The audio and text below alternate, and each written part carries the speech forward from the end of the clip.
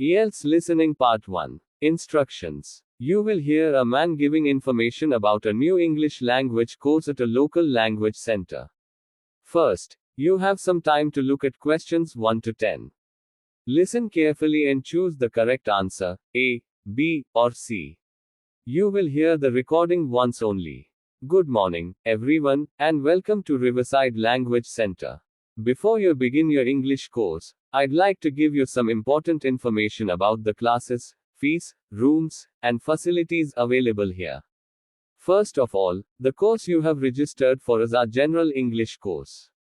It is designed for students who want to improve their everyday communication skills, particularly speaking and listening. The next course will officially begin on Wednesday. Please make sure you arrive early on your first day because you will need to complete a short registration form before the lesson begins. The total cost of the course is £95.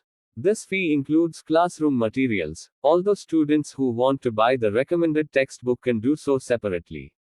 Your lessons will normally take place in room 15, which is located on the first floor of the main building.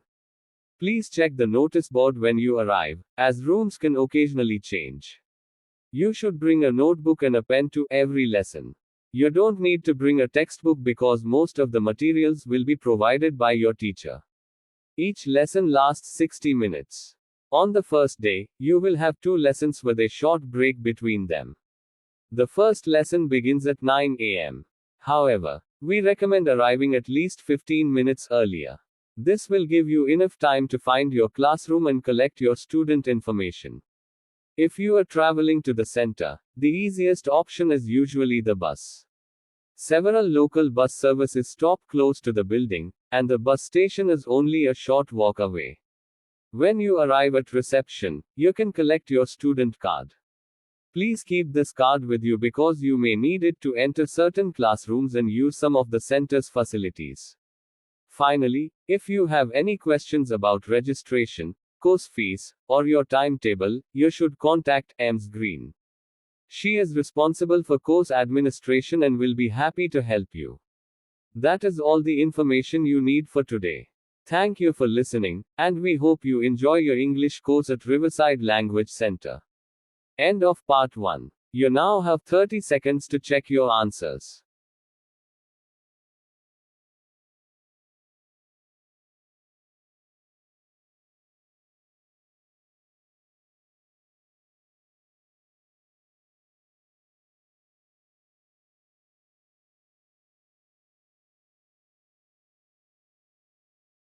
IELTS Listening Part 2. You will hear a man giving information about the layout and facilities of a railway station. First, you have some time to look at questions 11 to 20. As you listen, follow the speaker's directions carefully and choose the correct letter, AJ, for each location on the map. You will hear the recording once only. Good afternoon, everyone, and welcome to Westfield Railway Station. Before you begin your journey, I'd like to give you some information about the station and explain where you can find the main facilities. Please look at the map in front of you and imagine that you are standing at the main entrance, marked, Start Here. When you enter the station, the first place you'll see is the ticket office. It is directly ahead of you, on the left-hand side of the main hall. This is where you can buy tickets, make changes to your booking, or ask about train times. Now, if you continue straight ahead from the entrance, you'll come to the information desk. It is positioned in the center of the main hall, opposite the ticket office. Staff here can help passengers with directions, train connections, and general inquiries. Next to the information desk is the main waiting area. There are plenty of seats here, and passengers can wait comfortably until their train is announced. If you are looking for somewhere to have a drink or a snack, you can visit the cafe. From the waiting area, walk towards the right side of the station. The cafe is situated beside the large windows overlooking the platforms. The toilets are also on this side of the building. They are located just beyond the cafe, near the station exit. There are separate facilities for men and women, as well as an accessible toilet. Now let's look at the railway platforms. From the main hall, follow the signs towards the footbridge. The first platform you reach is Platform 1. This platform is normally used for trains traveling towards the city center. To reach Platform 2, continue across the footbridge. Platform 2 is directly opposite Platform 1 and is used mainly for trains traveling in the opposite direction. There is also a third platform, Platform 3, which is located further along the station. It is sometimes used for regional services, particularly during busy periods.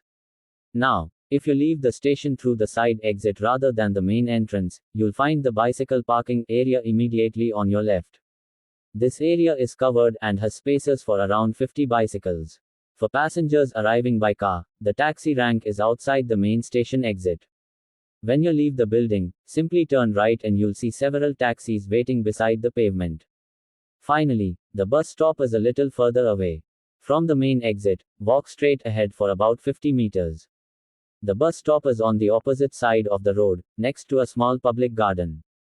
So, to recap, the ticket office is on the left of the main hall, the information desk is in the center, and the waiting area is nearby.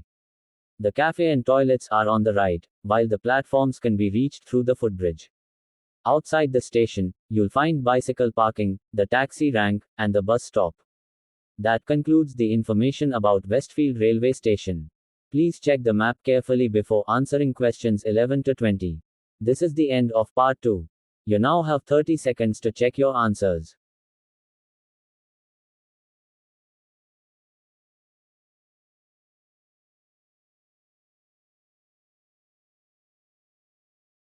IELTS Listening Part 3. Instructions. You will hear a university tutor giving information to a student about a research project on sustainable tourism. First, you have some time to look at questions 21 to 30. Complete the paragraph as you listen. Write no more than 2 words and/or number for each answer. You will hear the recording once. Good afternoon, everyone. Today I'd like to explain the research project you'll be working on this semester. The main topic of the project is sustainable tourism, and your aim is to investigate how tourism can develop without causing unnecessary damage to the environment. Let's begin with the first stage of the project. You'll need to collect some basic information about the number of visitors coming to the region. We estimate that approximately 50,000 tourists visit the area every year.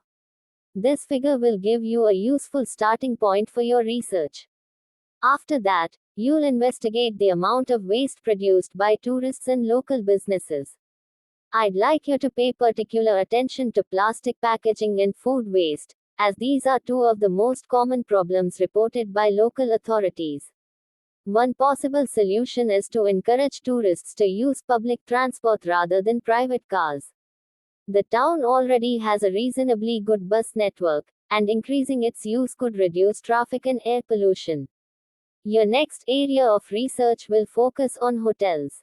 You should investigate how hotels can reduce their consumption of water. This is particularly important during the summer months, when demand is much higher. For the second stage of the project, you'll conduct interviews with 10 hotel managers. You should prepare your questions in advance and ask each manager about recycling, energy use, and other environmental policies. Another important subject will be the availability of locally produced food. Some hotels already purchase vegetables, fruit, and other products from farmers in the surrounding area. You should find out whether this practice could be expanded.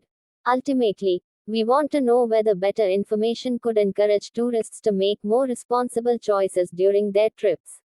For example, they might choose public transport, reduce their use of plastic, or stay in environmentally responsible hotels. At the end of the semester, you'll present your findings at a university conference. Each group will have approximately 15 minutes to explain its research and recommendations. Your final written report should be approximately 2,000 words long. Make sure you include a clear introduction, details of your research methods, your findings, and practical recommendations for both tourists and local businesses. Finally, I'd like you to remember the deadline. Your first draft must be submitted by Friday. Please don't leave it until the last minute, because I need enough time to give your feedback before you prepare the final version. That's all the information I have for you today. Please check that you have completed questions 21 to 30 and make sure your answers are spelled correctly. This is the end of part 3. You now have 30 seconds to check your answers.